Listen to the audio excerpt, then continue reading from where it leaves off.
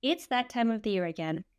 Cooler weather, kids back in school, and ragweed everywhere. So, yes, we're talking about asthma peak week, the time of the year when asthma cases spike.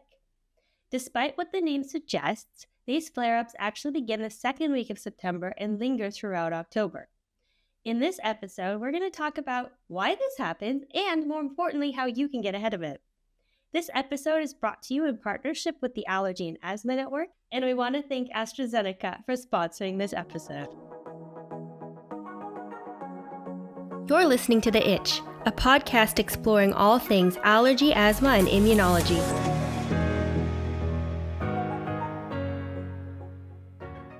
We are attacking something called Asthma Peak Week. Did you know that it is estimated that between 20 to 25% of all childhood asthma attacks in the Northern Hemisphere that require hospitalization occur during the month of September? There is one specific week in mid-September called Asthma Peak Week. Dr. G, what is Asthma Peak Week? Yes. So let me start with a quick definition of asthma. As we know, because we've talked about asthma a lot, but just for people that might be tuning in for the first time, asthma is a chronic lung condition that causes difficulty breathing. And it's from two different things that are happening in the airways. So number one, there's swelling in the airways. And number two, there's tightening of the muscles in the airways. And so asthma can be made worse by many different factors. So some of these factors are allergies, viruses, pollution, exercise. The list really goes on, and it can vary from person to person. So an asthma attack is when someone's asthma is not doing well and they have an episode of difficulty breathing because their breathing tubes have too much either swelling or the muscles around the airways have tightened really quickly because of all the triggers that they are sensitive to.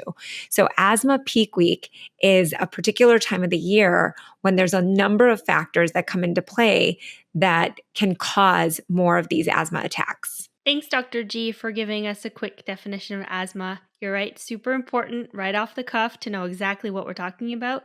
If you guys want even more details about asthma, we've got a ton of episodes, so go check those out. We are talking about peak week. So, what is it about this time of year that primes people for more asthma attacks? Yeah. So asthma peak week again typically occurs in mid-September, as you mentioned. And it's a time when we see a significant rise in asthma attacks and hospital visits. And it really coincides with the time when children are going back to school and the start of fall allergy season.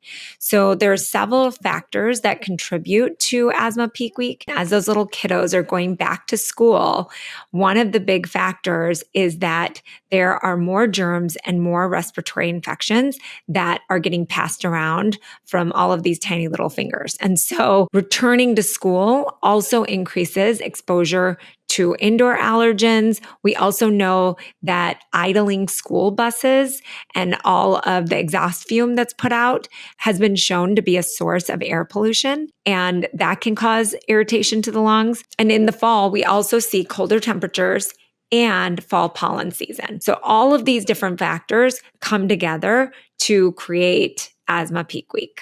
All right, so there are a lot of things that you said that create this perfect storm. Can we break all of them down a little bit and talk about how they play into asthma? So why not start with the first thing you said, which are germs and viruses? Yes. So as far as respiratory infections, viruses are easily spread from person to person. And we learned that in 2020 when we had to deal with COVID. Kids can pass those from kid to kid, but then each of those individual kids can go back home and pass those to either other kids or adults in the home. And viruses make asthma worse because they cause swelling in the airways. And that swelling in the airways makes asthma worse and can cause an asthma attack. A couple of viruses that we need to be aware of are COVID and the flu virus. Okay, so just to recap, it's not the actual virus that's causing the asthma attack, it's the inflammation that the virus creates that can make you set up for more chances of having an asthma attack. And what we have learned because of COVID is that, germs can pass on from kid to kid. The kid can pass it on to the parent can pass it on to a colleague, blah, blah, blah. And you can just basically, germs are floating everywhere. And I know that my one girlfriend kind of tells me about her germ level. So, how much exposure to germ has she had, and whether I'm comfortable still going on a coffee date with her.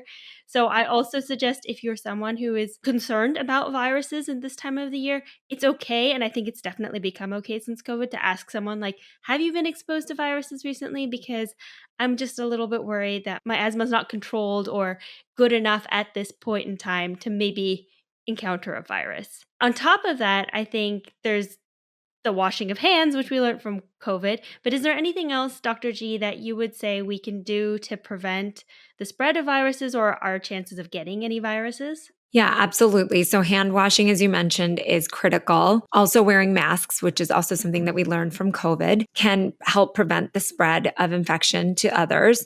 And I know that kids aren't wearing masks as much in school right now, but I do know that teachers still often are masking to protect themselves. And I think masks were normalized during the pandemic. And really, his teachers historically were hit the hardest with these respiratory infections and school. And so I'm really glad that now that they're normalized, teachers can protect themselves during this time of the year and wear masks when they feel that a lot of the kids are getting sick. Also, we want to make sure that we're keeping kids at home if they're sick so that we're not getting the teachers sick, we're not getting other kids sick and starting that vicious cycle.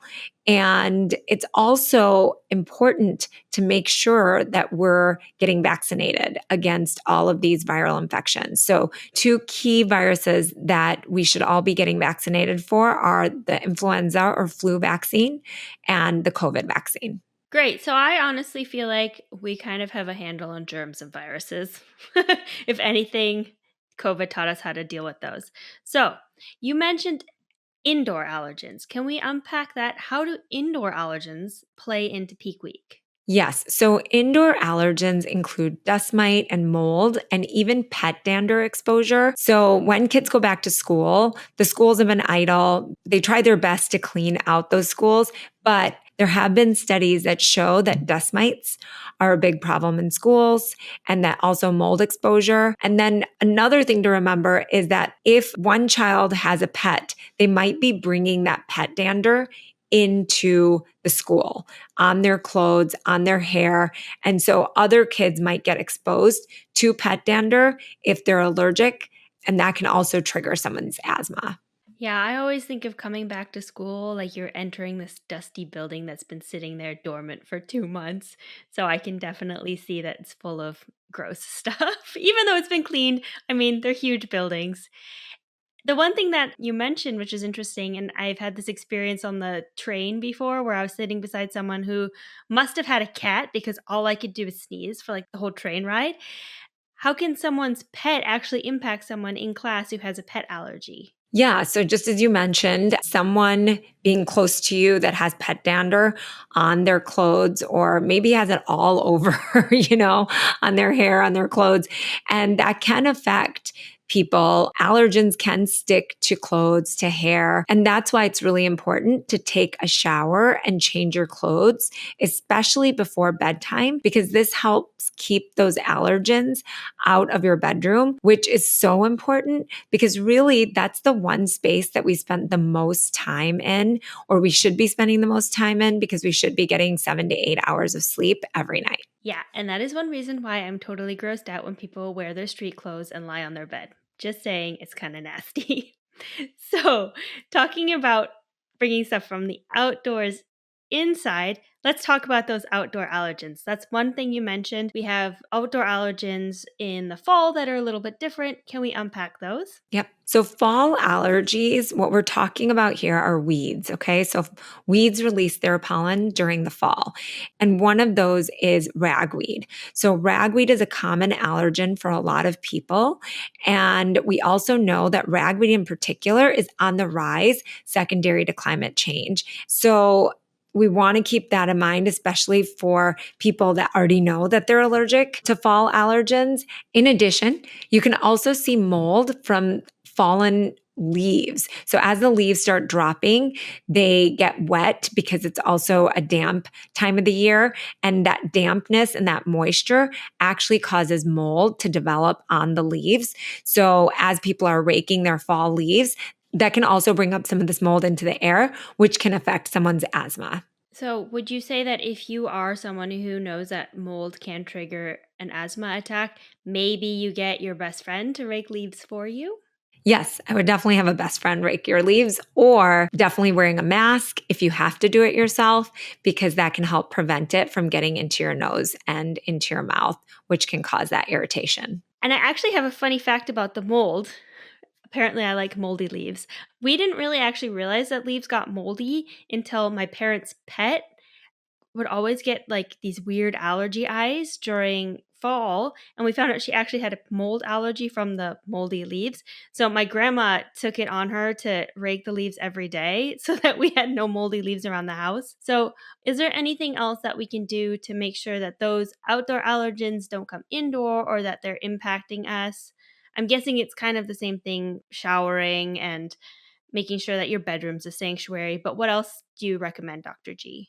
Yeah, well, speaking of pets, actually, pets can also carry a lot of pollen and allergens on their fur. So, making sure that your pets are frequently getting groomed can also prevent allergens from making their way into your home. And then another thing that you can do is look at pollen counts. So, pollen counts are available online. Actually, the Allergy and Asthma Network has a great pollen count tool that actually even predicts pollen counts in the future, and we'll make that available as a link. But you want to look at pollen counts because they can help you determine what you should be doing as far as the plans that you're making for taking your child to school. Do you want to take the bus? Do you want to drive to school versus walking? So on higher pollen count days, you might want to opt for taking the bus or taking the car to school. In addition, you might not want to plan outdoor activities around high pollen count days. Another factor to consider are all of the wildfires and the pollution that is caused from those wildfires. We can also keep tabs on the air quality now. That's important to make sure that, again, we're not spending time outdoors unnecessarily on those poorer air quality days. And lastly, we can also keep our windows and doors shut during high pollen count days to prevent those outdoor allergens and pollution from coming into our home. Air purifiers can also help reduce the pollen and pollution in the air in your home. Yeah, I think keeping the windows is a simple thing because one of the things you mentioned is that with fall comes a change in the weather. Other than the fact that we don't really want to keep our windows open as much because it's cold, how does cold impact asthma? Yeah, so cold air can actually be a significant trigger for a lot of people with asthma. Basically, the cold air gets into the airways and it can cause the muscles around the airways to tighten. So that's something else that we need to keep in mind as the weather changes. There's not really a way to avoid cold weather, so I'm assuming that one way to prevent the cold from triggering you would be to just basically wear warm clothes. But is there something I'm missing? Yeah, absolutely. Wearing warm clothes, protecting like your chest, but also wearing a scarf around your mouth and your nose area can help prevent that cold air from rushing in that can cause the tightening of the muscles. So that's something that you can do. But I never want to limit people's activities outdoors because of the cold weather. Because if you have controlled asthma and you're on the right medications, you really should be able to do everything that you want, even with these extra triggers. So when we have uncontrolled asthma, that's when these triggers can really, really impact how we're feeling and how we're breathing. But if our asthma is really well controlled, we might have some mild symptoms, but it won't lead us to an asthma attack. So everything we just talked about, Dr. G, are what I think, and correct me if I'm wrong, are triggers for asthma. So can we unpack a little bit what that means, an asthma trigger, and why it's important to know what our asthma triggers are? Yes. So an asthma trigger, it means that there are different factors that can make somebody's asthma worse. Okay. And for different people, there's different triggers, as I mentioned earlier. So that can be exercise, it could be cold weather, it can be pollen, it can be animal dander. So there's so many different factors that can be individual triggers for a person. And somebody can have one trigger, they can have 5 triggers, they can have all of these triggers. So it's really important to understand what your triggers are, because that will help determine what kind of things that you can do to help prevent exposure to those triggers, right? Or to help mitigate those triggers. So things that you can do are to keep a diary about your asthma, to know that these are the times when my asthma seems to be acting up. That can help you understand, oh, I was exposed to this or I was exposed to that, and that might be causing my asthma. For allergens, you can also get allergy tested, and that can be done by either a skin prick test or a blood test. And you can identify, is it dust mites, mold, animals, or pollen that are possibly triggering your asthma? So there's a lot of things that you can do to identify those triggers. And it's really important that we do that, again, because we can help control our environment.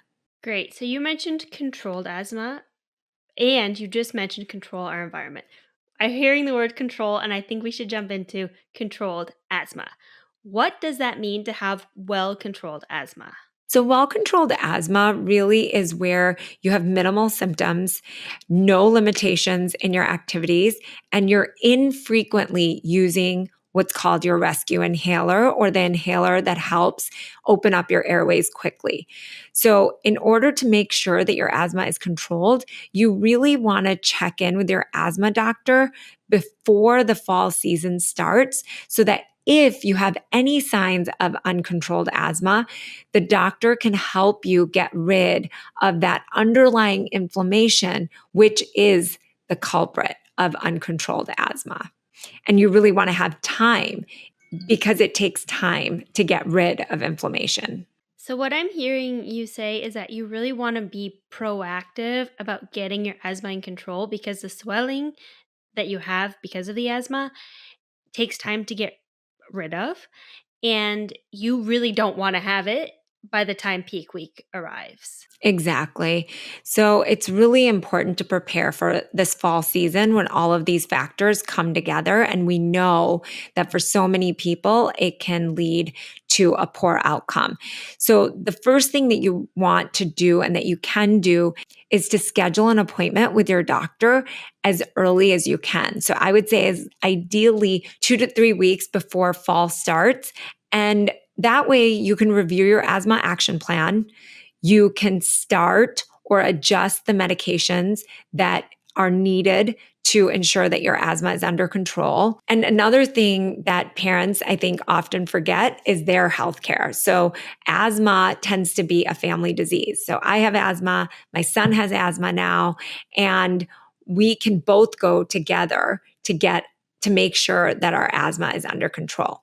Because if I'm out of commission, then everything's out of commission, right? Nothing's going to function right if I can't be there to help my son and to help make everything run. So, you mentioned asthma action plan. Can we talk a little bit about that? Because sometimes, I don't know why this is, but you just mentioned obviously parents need to also have an asthma action plan. And I always think asthma action plan, and I think children and students. But if you're a parent or if you're an adult and you're like, I don't know what an asthma action plan is, why do I have to have one of those? What is it? Why is it important? Yeah. So an asthma action plan is for anyone and everyone with asthma. And it's essentially a cheat sheet on how to adjust your medications if your asthma is acting up. So it will be a guide on what medications to start taking and when to call your doctor or seek emergency care if you're having problems breathing and if you feel that your asthma isn't doing as well.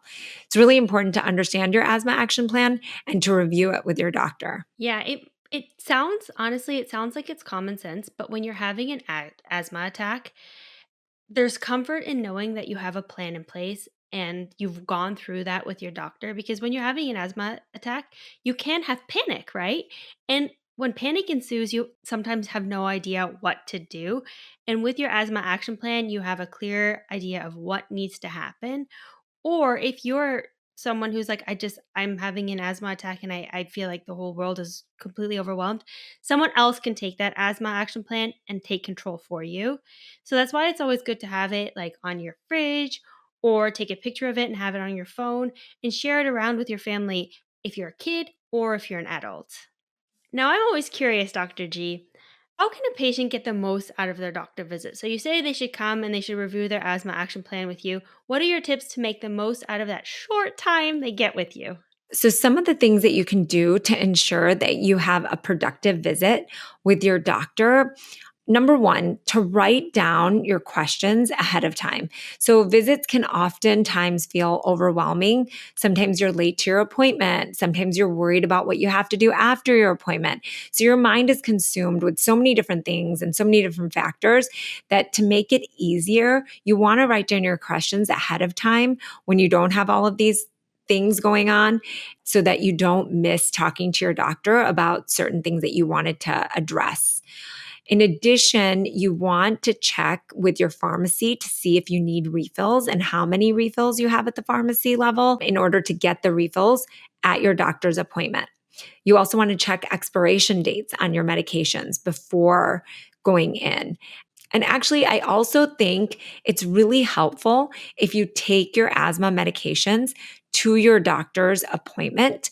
And that really will help make sure not only that you and your doctor are on the same page on which inhaler is which and when it should be used, but also you can review the technique that you're using at that visit and make sure that you're using your asthma medications correctly. Lastly, you want to make sure that for the 2 weeks before your visit, you're really paying attention to how your asthma is doing and how you're feeling.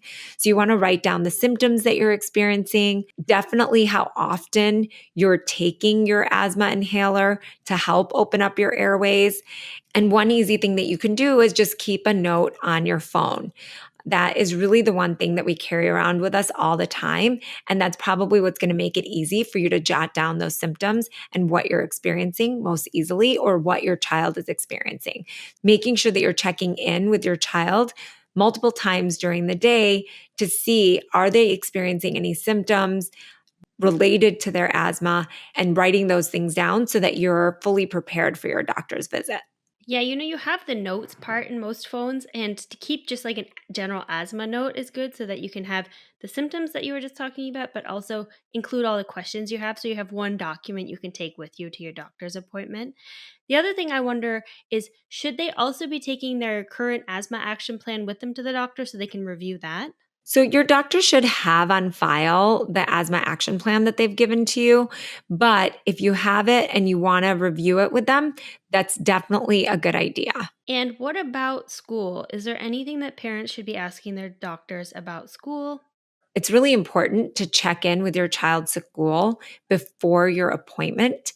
And that's important for several reasons. Number one, there might be special forms that need to be filled out for your school in order to ensure that they have the available medications that they need in order to help your child should your child have issues with their asthma at school. Also, bringing those forms into your visit and not waiting until after the visit is important. Sending those forms electronically to the doctor's office before your visit can be helpful. That way, the doctor can review the form, ask any questions that they might have, and make sure that the form is filled out appropriately. And you, as a parent, can fill out any of the information like your child's name, their date of birth, all of that stuff ahead of time to make that form filling and that paperwork all go more smoothly so that you're saving time and your doctor's saving time. And doing all of this during the visit is the best because trying to follow up with things after the fact is harder for you and your doctor's office. In addition, a lot of schools have a school nurse.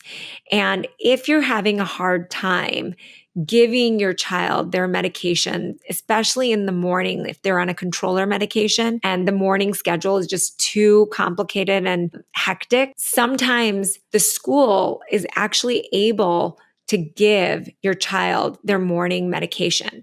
And so that's also an option that you can discuss with your doctor at the visit to see if it looks like that might be an option for your child at their school. Great. Thanks, Dr. G. There's also one other thing I wanted to mention, and that's to bring someone with you if you feel overwhelmed at the doctor's office or if you feel like you aren't going to be able to take the notes. I know that I don't take notes during my doctor's appointment, but I always make sure to take them right after so that I don't forget anything. So I go back to the waiting room, I write down everything that I remembered just so that it's all still fresh in my mind. And we've talked a lot about kids, but I also want to mention that, my grandparents all had asthma. And there was always a family member who would go with them to the appointment just as a second set of ears so that we could write down all the medication that we were on to know which ones they needed to take when. So if you are afraid that you yourself aren't able to fully comprehend what's going to happen at the doctor's office, because let's be honest, it gets very overwhelming, then ask someone to go with you.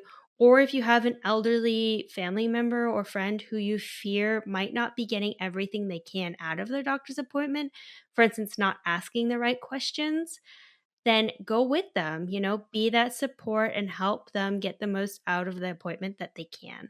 That's really important advice, Courtney. And good asthma control can only happen if we're taking our asthma medications as prescribed. So it's really important to understand what your treatment plan is and staying on the same page as your doctor and writing down the things that you need to write down in order to make sure that you're remembering those things. And that is the only way that we can ensure that our asthma stays under control. Also, I want to remind people that if you're not happy with the medication, if you don't like the way you have to use it or the way it makes you feel or the way it tastes, you really have to relay those issues to your doctor. In addition, if your medication is really expensive, you need to let your doctor know that because we don't know that. There's no way for us to know that you don't like the way the medication makes you feel or the way it tastes or that it's too expensive. We send the medication through, and then from there, we really need your feedback in order to help us determine if the medication is the right medication for you.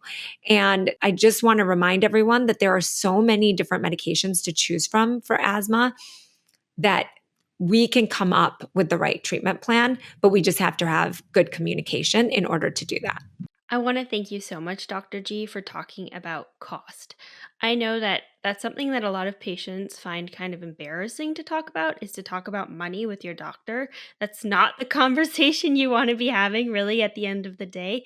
But like you said, there are so many different options out there. And if the one that you're currently on isn't working, you have to feel free and open to talk about what else is out there. And I'm also thinking like people might think, one of these new injectable medications might really be the right path for my asthma, but they're just so expensive. I better not bring it up because it's just something that's completely out of my reach.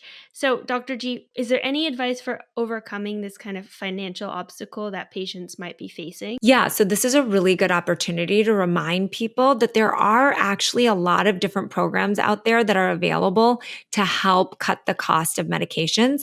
And we actually will have a special series on medications, the cost of medications, and how to navigate the health system soon. So I'm excited about those episodes. But there are different programs available, whether it's from the company that makes the medication or working to figure out which medication your insurance company actually likes better and that they'll cover the cost of more easily. So again, there's so many different options in all the different categories of asthma medications. We want to be able to pick the right one for you, not only for good asthma control, but also financial health is linked to physical health. And I see that more and more that if you're stressed about any particular aspect of your health, especially keeping up with the financial cost, that can really affect your health in multiple ways. And now that you mention it, I remembered that the Allergy and Asthma Network has a page dedicated to these programs that can help you financially. So we'll link to that in the show notes. Now, we talked about students a lot, and I just mentioned elderly people, but I want to know, are there actually certain groups that are more at risk for asthma peak week? Yes. So really anyone can be affected by asthma peak week, but children and the elderly honestly are the two groups that we worry about. And then also anyone with severe or poorly controlled asthma can be vulnerable to this time of year. And the reason that children and the elderly are particularly vulnerable is because they have less robust immune systems. And so this makes them more susceptible to respiratory infections that can trigger and worsen asthma. And also, as we've discussed, anyone with poorly controlled asthma will be at higher risk because their lungs just are not ready for all of these additional factors and triggers that are hitting them during asthma peak week, like the cold air, the pollen, and all of these viral infections.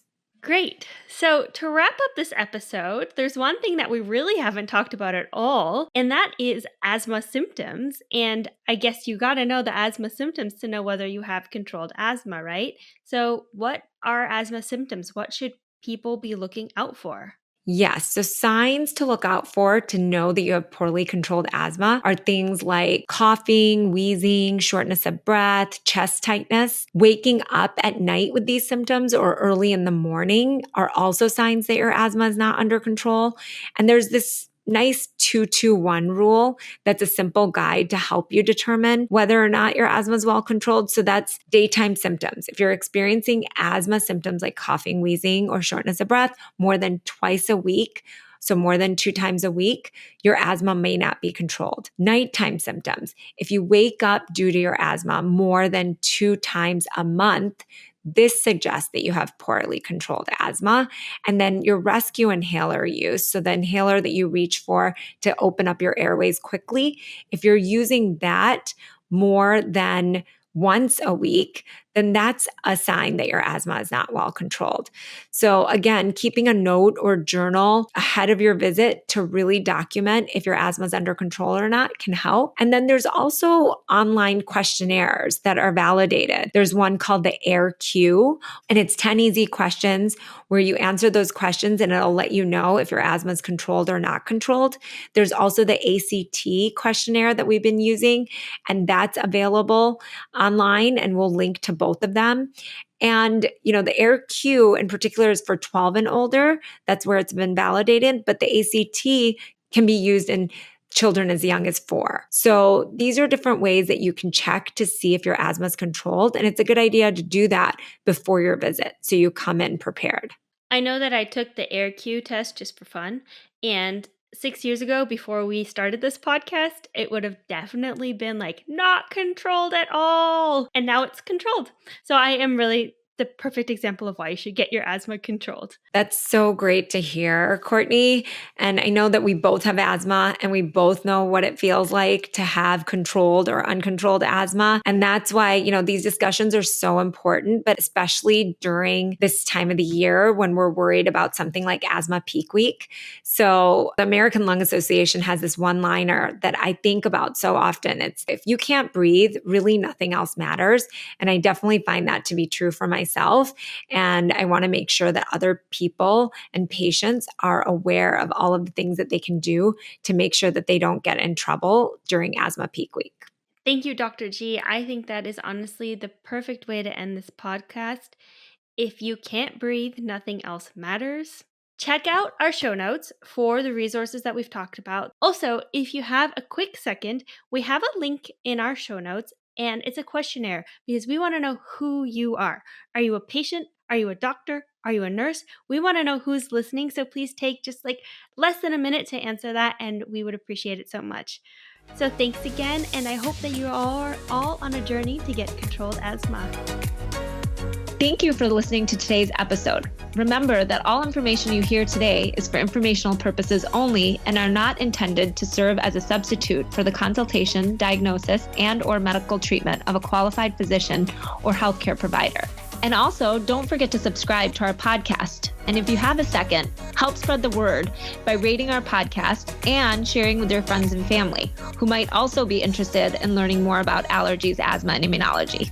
You can always stay up to date by checking out our Instagram, The Itch Podcast, where you can leave questions you are itching to know, or check out our website, which is www.itchpodcast.com, which contains more information about the subjects we covered in today's episode and every episode. Until next time, have a fabulous week.